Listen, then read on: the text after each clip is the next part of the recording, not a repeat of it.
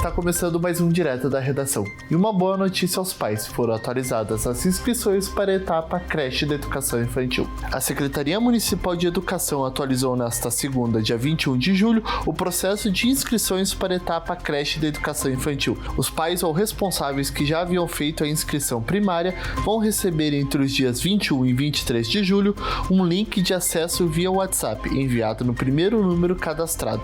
O link levará à plataforma onde será possível atualizar os dados conforme novas diretrizes. Para novas inscrições, escaneie o QR Code abaixo.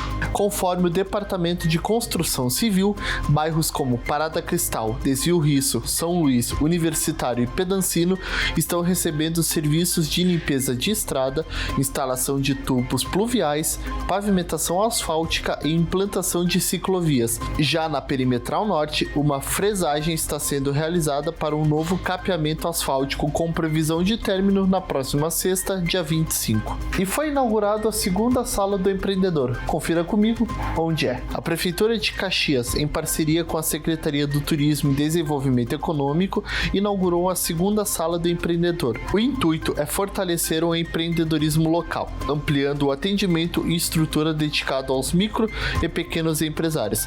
Empreendedores que desejam atendimento devem se dirigir ao segundo andar do Centro de Capacitação e Comércio, na Rua Sinimbu, número 1933.